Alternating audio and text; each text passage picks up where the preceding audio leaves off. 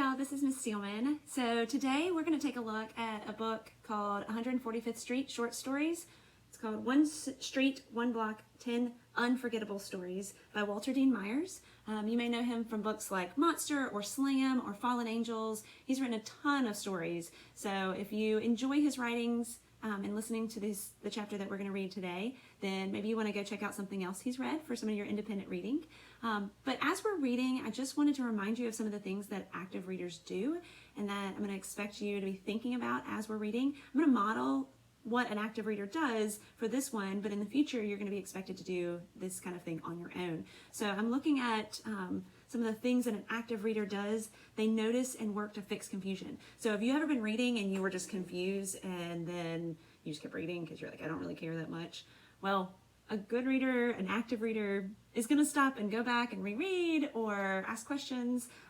So active readers ask questions, they build background knowledge, they make inferences and try to visualize, they do summarizing in their brains, they have emotions tied to the other characters, they're able to use what they read to change what they're thinking. So sometimes have you ever made a prediction at the beginning or somewhere in the middle and then you change your mind about it because other details come up? That is showing that you're an active reader.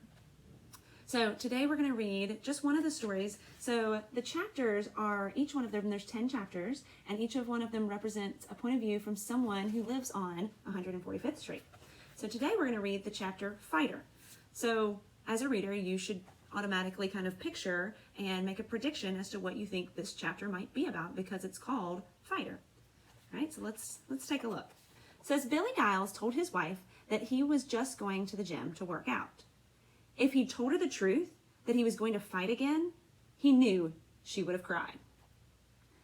So as a reader, I shouldn't just keep reading. That should be like, okay, why is he lying to her? Why is he not telling her that he's fighting? And why would she have cried about it? Well, my inference would be that he doesn't tell her because maybe she would be worried about him. Maybe he's had incidents in the past, he's gotten really hurt, and she doesn't want him to get hurt again. So why would him telling her the truth create such a strong emotion? I don't know. But as a reader, I need to think, and maybe come up with some predictions. Okay, so let's pick up where we left off. You're not going to eat anything? She asked. No, I'm not hungry, he said. He had seen her making supper and had known that he wouldn't be eating anything. Don't stay out too late, she said. She reached up and touched the tip of his nose with her index finger. I'll think you're out with another girl. I'll bring you home some ice cream, he said, framed in the doorway of their apartment. From where he stood, he could see into the bedroom where the baby's crib stood against the wall. He closed the door, waited for a moment for the click that said that Johnny May had locked it, and started down the stairs. He felt a little sick to his stomach. There had been a time, not too long ago, when he would have been excited to be boxing. Oh, he's a boxer. Okay, this is making a little bit more sense. He's not just like going to fight somebody in the alleyway. And so my prediction earlier might be right. Take some time to write down just a thought about that sentence of, there had been a time not too long ago when he would have been excited to be boxing. What does that make you think of? What do you realize about him? What do you wonder about him? Take a second and write down on your reflection chart, what do you think? Okay, let's keep going. Somewhere between that time, between 16 and 19, the nervousness had turned to a kind of nausea that he would dream about in the early hours of the morning. Chops and Tommy were on the stoop talking to some girl he didn't know. The air was cool, and he sucked it in between his clenched teeth. The smell of fried fish was heavy in the air, and he wished that he had eaten something. So as an active reader, I'm picturing him clenching his teeth, which gives me an idea of what emotion he's feeling. And then I'm smelling the fried fish. Obviously here in Wilmington, we know that smell, and I can kind of picture that smell hanging in the air. He started the long walk up the hill toward the 8th Avenue subway. Win or lose, he'd take a cab home. Now, he walked slowly. There wasn't any hurry.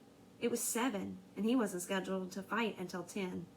It would take less than half an hour to get to the Bronx Gym and minutes to get into his gear. On the corner, a guy played a saxophone, the sound sliding into the darkness and echoing off the bricks. It was too cold to be out playing a saxophone, but Billy guessed the guy was dealing with demons that needed to hear a tune. You did what you had to do, he thought. That kind of sounds like he knows what that means, to do what you have to do even when you don't want to. The program hadn't started when he reached the gym and made his way to the fighters entrance. There was a bunch of girls hanging around on the first floor, and Manny was in the middle of them. Manny flashed him the hi sign, and he flashed back. He went upstairs, where Al Gaines was listening to the radio. "Get out of your clothes and I'll tape up your hands," Al said. "Manny talk to you?" "Nope," Billy answered. "He said he might want to put you on early," Al said. "Doesn't make any difference to me," Billy said. He took off his street clothes, and Al tried to find a better station on the little radio he'd been bringing to the gym since Billy knew him. Billy put on his groin protection and slipped into the green trunks he'd always worn. Al kept up a steady stream of talk as he taped Billy's hands.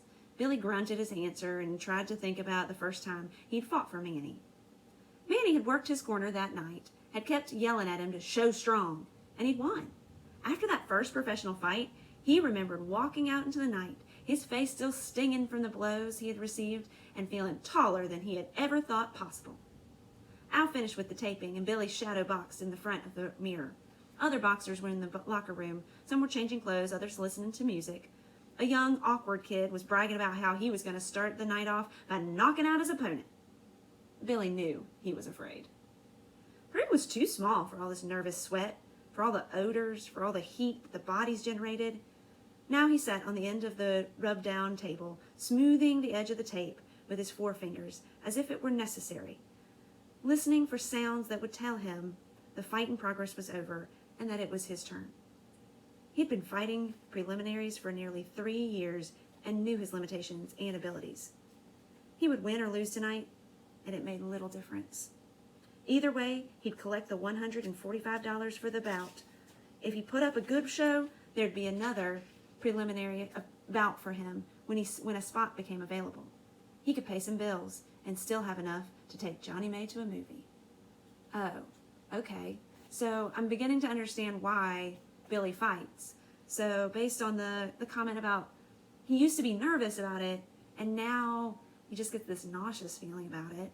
And then it talks about whether he wins or lost tonight. It didn't matter, because what? What is he really fighting for? So take a second, look at your reflection chart, your reader's chart, and fill in that section of what do you realize about the characters? What do you wonder about the characters? What inferences can you make based on this new knowledge that you have? Okay, let's pick up where we left off. A fighter he knew, Jimmy Walls, was warming up in the corner. Billy watched him for a while. His black skin glistened with crystals of sweat as he threw deft combinations against an imaginary, helpless opponent. It was an odd thing with Billy. He could never imagine, even when shadowboxed, an opponent he could easily beat.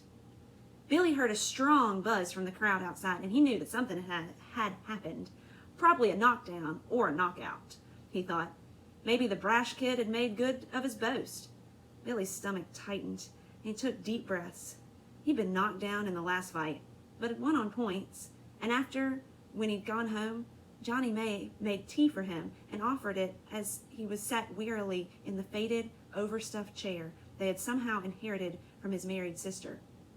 When he reached for the tea, he missed the cup, and Johnny May had panicked. "What's wrong, baby? What's wrong? You hurt?" She put the cup down on the table, tipping it over, ignoring it in her concern. "Nothing wrong. I'm just tired," Billy said, as the moment of dizziness passed over. "You're not fighting anymore, Billy. You hear that? You're not fighting anymore. That's final now." Johnny May stood twisting a dish towel, letting her voice rise almost to a scream. "You want to wake the baby?" he counted. Billy knew that the money he was able to pick up in the ring meant more to him than to his wife.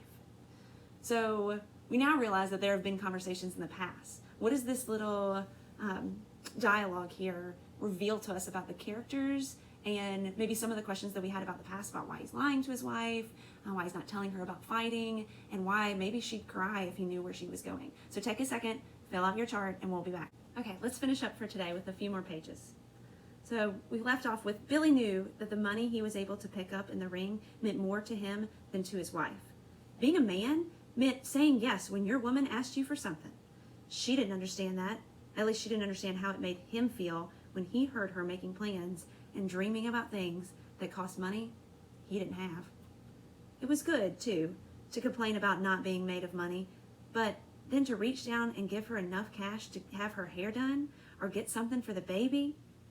Later, when the baby was a little older, maybe they'd get a babysitter and Johnny May could work for a while until they were doing better. Then he would give up fighting. The door to the dressing room opened, startling Billy. The two fighters came in. It was easy to tell who the winner was. "Hey, Billy, what's happening?"